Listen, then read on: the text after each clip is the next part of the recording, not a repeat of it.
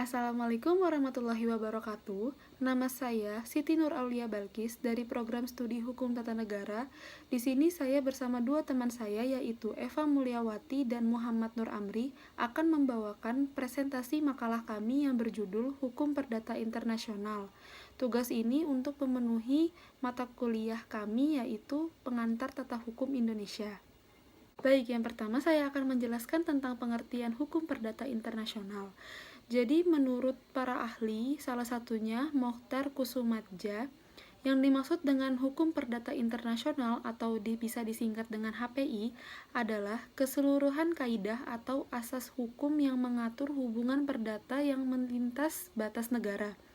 Atau dapat dikatakan bahwa HPI adalah hukum yang mengatur hubungan hukum keperdataan antara pelaku hukum yang masing-masing tunduk pada hukum perdata atau nasional yang berbeda. Sedangkan hukum internasional publik adalah keseluruhan kaidah dan asas yang mengatur hubungan atau persoalan yang melintas batas negara atau hubungan internasional yang bersifat perdata. Nah, selain itu ada juga salah satu ahli yaitu Sudargo Gautama menjelaskan bahwa hukum perdata internasional adalah keseluruhan peraturan dan keputusan hukum yang menunjukkan sel-sel hukum, manakah yang berlaku atau apakah yang merupakan hukum, jika hubungan-hubungan atau peristiwa-peristiwa antara warga negara pada suatu waktu tertentu memperlihatkan titik pertalian dengan sel-sel dan kaidah-kaidah hukum dari dua atau lebih negara yang berbeda dalam lingkungan kuasa, tempat pribadi, dan soal-soal. Baik, selanjutnya saya akan menjelaskan contoh dari hukum perdata internasional. Yang pertama, A. WNI dan B. WNI. Keduanya bertempat tinggal di Surabaya, melakukan transaksi jual beli mobil di Surabaya juga. Karena adanya wan prestasi atau ingkar janji, maka A menggugat B di Pengadilan Negeri Surabaya, dan hakim yang mengadili perkara ini dengan menetapkan hukum perdata Indonesia atau BW Indonesia. Dengan demikian, perkara ini merupakan perkara intern, bukan perkara hukum perdata internasional, karena semua unsur-unsurnya tidak satupun menunjukkan unsur asing. Jadi sebenarnya hukum perdata internasional itu adalah hukum nasional. Maksudnya gimana? Jadi, yang pertama, HPI merupakan salah satu subbidang hukum dalam sebuah sistem hukum nasional yang bersama-sama dengan sub-sub bidang hukum lain seperti hukum keperdataan, hukum dagang, hukum pidana, atau sebagainya, membentuk suatu hukum nasional yang utuh. Yang kedua, saya akan menjelaskan tentang masalah pokok hukum perdata internasional. Menurut Suryati Hartono, HPI hendak mencari jawaban terhadap 3 masalah pokok yang menyangkut peristiwa hukum yang ada unsur asing, yaitu yang pertama, hakim mana yang berwenang, yang kedua, hukum mana yang berlaku atau choice of law, dan yang ketiga, dan bila mana serta sampai di mana hakim nasional harus memperhatikan putusan hakim asing. Demikian juga senada yang dikemukakan oleh Bayu Seto bahwa masalah hukum perdata internasional meliputi yang pertama, hakim manakah atau pengadilan manakah yang berwenang menyelesaikan persoalan hukum yang mengandung unsur asing. Graveson mengatakan bahwa asas-asas HPI berusaha membentuk aturan-aturan atau rules yang dapat digunakan antara lain untuk menjustifikasi secara internasional mengenai kewenangan yurisdiksional atau suatu pengadilan untuk mengadili perkara-perkara tertentu ataupun choice of jurisdiction. Maka masalah pokok ini mewujudkan diri menjadi topik permasalahan khusus dalam HPI yang mungkin dapat dianggap sebagai hukum acara perdata internasional. Yang kedua, hukum manakah yang harus diberlakukan untuk mengatur atau menyelesaikan persoalan-persoalan hukum yang mengandung unsur asing. Masalah choice of law atau pemilihan hukum yang seharusnya berlaku ini pada dasarnya merupakan masalah utama HPI. Setelah sebuah forum menetapkan keabsahan kedudukan yurisdiksionalnya, maka Pernyataan berikutnya yang umumnya timbul dalam perkara-perkara HPI adalah sistem hukum manakah yang akan dia pilih dan diterapkan oleh pengadilan itu untuk menyelesaikan perkara seadil mungkin. Graveson menginginkan atau mengingatkan bahwa dalam menjawab pertanyaan ini, kaidah HPI tidak seharusnya berusaha menuntunkan kaidah hukum intern mana dari suatu sistem hukum yang akan digunakan untuk memutus perkara, melainkan hanya membantu pengadilan dalam menentukan sistem hukum mana yang harusnya diberlakukan, atau the appropriate. Yang ketiga, bila mana atau sejauh mana suatu pengadilan harus memperhatikan dan mengakui putusan-putusan pengadilan asing dan atau mengakui hak-hak dan kewajiban-kewajiban hukum yang terbit berdasarkan hukum atau putusan pengadilan asing. Nah, masalah ini berkaitan erat dengan persoalan apakah pengadilan asing memiliki kewenangan yurisdiksional untuk memutus suatu perkara atau tidak. Setelah pengadilan menyatakan dirinya berwenang untuk mengadili perkara, maka HPI pada umumnya akan berfungsi untuk menentukan hukum apa yang berlaku. Selanjutnya, saya akan menjelaskan tentang titik-titik taut. Pengertian titik-titik taut berdasarkan pendekatan tradisional, proses penyelesaian perkara HPI sebenarnya dimulai dengan evaluasi terhadap titik-titik taut atau primer. Dan setelah melalui kualifikasi fakta, konsep titik taut kembali digunakan dalam arti sekunder dalam rangka menentukan hukum yang akan diberlakukan dalam perkara HPI yang bersangkutan. Definisi titik-titik taut atau points of contact connecting factors atau titik-titik pertalian, fakta-fakta di dalam sekumpulan fakta perkara atau HPI yang menunjukkan pertautan antara perkara ini dengan suatu tempat. Dalam hal ini, negara tertentu dan karena itu menciptakan relevansi antara perkara yang bersangkutan dengan sistem hukum dari tempat itu. Nah, selanjutnya, menurut Sudargo Gautama, titik pertalian atau point of contact dibedakan menjadi dua, yaitu yang pertama titik pertalian primer atau disingkat TPP, yang kedua titik pertalian sekunder disingkat TPS. TPP adalah faktor-faktor dan keadaan-keadaan yang menimbulkan atau menciptakan persoalan HPI, in casu origin element.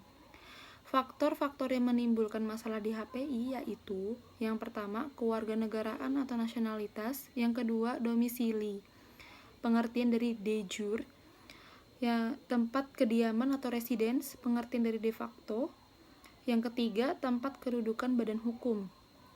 TPS ini akan menjawab permasalahan hukum mana yang berlaku. Jadi TPS ini adalah faktor-faktor dan keadaan-keadaan yang menentukan berlakunya suatu sistem hukum tertentu.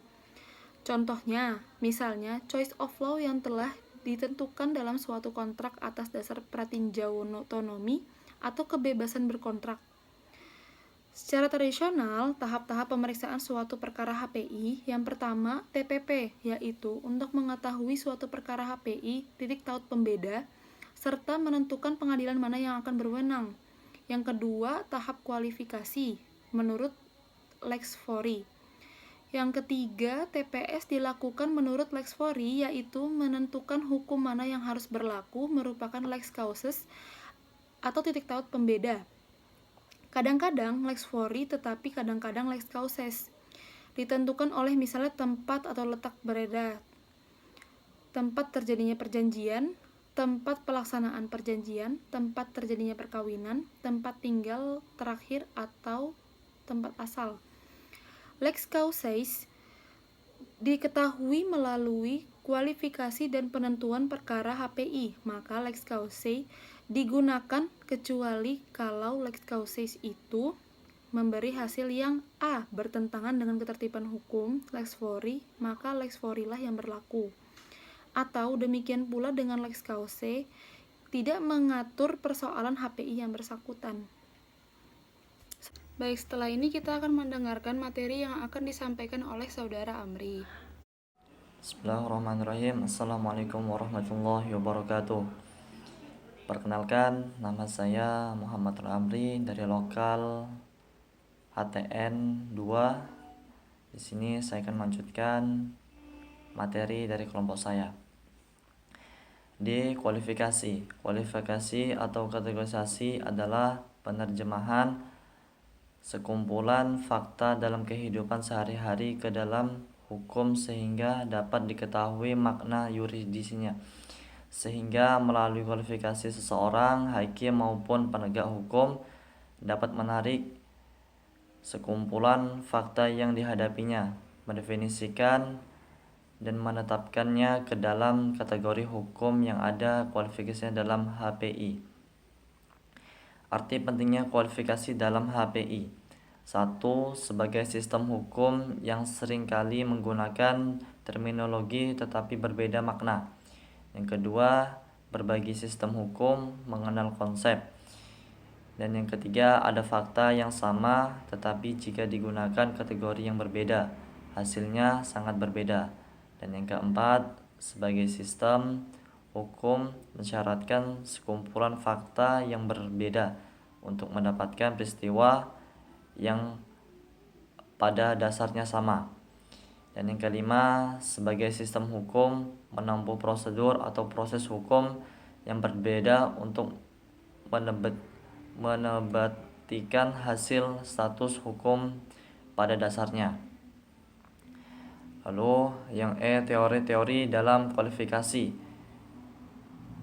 Yang pertama, teori kualifikasi berdasarkan Lake-Fourie.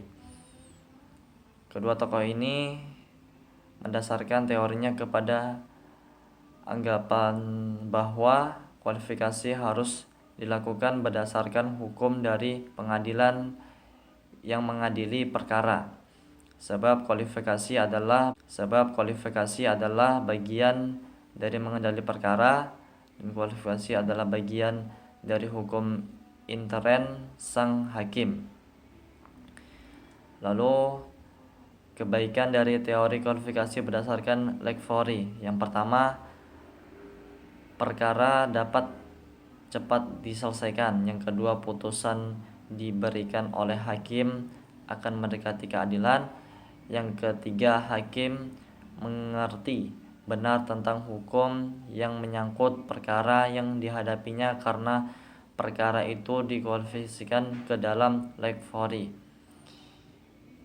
Lalu teori selanjutnya adalah 5 teori kualifikasi berdasarkan HPI. Teori ini digagas oleh G. Kagel yang berpandangan bahwa setiap kaidah HPI harus dianggap memiliki suatu tujuan tertentu yang berkehendak mencapai suatu kaidah HPI haruslah diletakkan di dalam konteks kepentingan HPI, yaitu keadilan dan pergaulan internasional, kepastian hukum dalam pergaulan internasional, ketertiban dan pergaulan internasional. Lalu yang F, revolt atau penunjukan kembali. Revolt adalah suatu sistem apabila hukum perdata internasional suatu negara menunjuk diberlakukannya hukum suatu negara asing, maka hal ini berarti hukum yang ditunjuk itu adalah ketentuan aturan intern negara yang ditunjuk, atau di Jerman disebut Rechtsverfassung. Seluruh ketentuan hukum negara yang ditunjuk oleh kaidah HPI. Lalu terhadap kasus di atas ternyata hakim Prancis melakukan petunjuk ke arah hukum Jerman sesuai dengan kaidah HPI Prancis. Hakim Prancis menganggap penunjukan itu sebagai bosom. Pentingnya revolt adalah demi memastikan nasib harta, warisan dan para ahli waris, karena menurut hukum perdata Bavaria, Jerman, saudara-saudaranya terkandung dari saudara anak luar kawin terhadap berhak untuk menerima harta warisan dari anak luar harta kawin tersebut, sedangkan menurut hukum perdata Prancis bahwa harta peninggalan dari seorang anak luar kawin adalah jatuh ke tangan negara. Setelah ini, kita akan mendengarkan materi yang akan disampaikan oleh saudari Eva. Oke, saya Pamalati selanjutnya akan membahas tentang status personal. Dalam status personal ini ada dua, yaitu asas kewarganegaraan dan asas teritorialitas. Asas kewarganegaraan, personalitas, aliran personalitas menyatakan bahwa untuk status personalis seseorang berlaku hukum nasionalnya. Yang kedua, asas teritorialitas, domisili. Domisili dalam sistem common law adalah negara dalam arti suatu wilayah memiliki sistem hukum sendiri di mana seseorang memiliki kediaman dan bermaksud hidup di sana secara permanen. Domisili dalam sistem common law ada 3, yaitu domisili of origin, domisili of dependence, dan domisili of choice. Domisili of origin, domisili asli adalah domisili seseorang yang didapat saat kelahirannya. Domisili asli tersebut berlangsung sampai digantinya oleh domisili yang bergantung pada orang lain atau domisili pilihan. Yang kedua, domisili of dependence, yaitu domisili yang bergantung pada domisili orang lain, tidak tergantung dengan apa yang orang lain lakukan. Dan selanjutnya, domisili of choice adalah domisili pilihan, adalah domisili yang didapat seseorang yang bertempat tinggal di suatu sistem yang bukan sistem asalnya dengan maksud untuk tinggal di sana secara sistematis. Selanjutnya, saya akan membahas tentang ketertiban umum. Ketertiban umum ini adalah mengakui atau melaksanakan hukum asas atau putusan asing atau status, kewenangan, dan kewajiban serta kemampuan atau ketidakmampuan seseorang melakukan perbuatan hukum yang diciptakan berdasarkan hukum asing. Jika hal tersebut bertentangan dengan ketertiban umum fix lex fori, pengadilan dapat mengesampingkan berlakunya hukum asing jika bertentangan dengan ketertiban umum. Ketertiban umum dapat ditemukan dalam konstitusi dan undang-undang secara menyeluruh dan mencerminkan nilai-nilai keadilan. Jika hukum asing ditolak berdasarkan ketertiban umum, maka mesti hal tersebut bertentangan dengan nilai-nilai keadilan, asas moral yang baik atau tradisi mengakar dalam ketentuan lex fori. Selanjutnya, perbuatan melawan hukum dalam HPI. Setiap perbuatan melawan hukum yang menimbulkan kerugian terhadap orang lain mewajibkan orang yang karena kesalahannya menimbulkan kerugian itu untuk memberikan ganti rugi. Pertanyaannya ialah, hukum apa yang berlaku dalam perbuatan melawan hukum yang ada unsur asingnya? Hukum yang berlaku bagi perbuatan melawan hukum dalam HPI adalah 1. Lex causa, dalam perbuatan melawan hukum bergantung pada teori yang diikuti oleh pengadilan atau sistem hukum nasional. Yang kedua, the lex fori teori. Yang ketiga, the lex loci delicti komisi teori. Oke, terima kasih. Mohon maaf atas segala kesalahan dari kelompok kami. Sekian dari kelompok kami. Wassalamualaikum warahmatullahi wabarakatuh. Sekian presentasi dari kami. Mohon maaf bila ada kesalahan. Wassalamualaikum warahmatullahi wabarakatuh.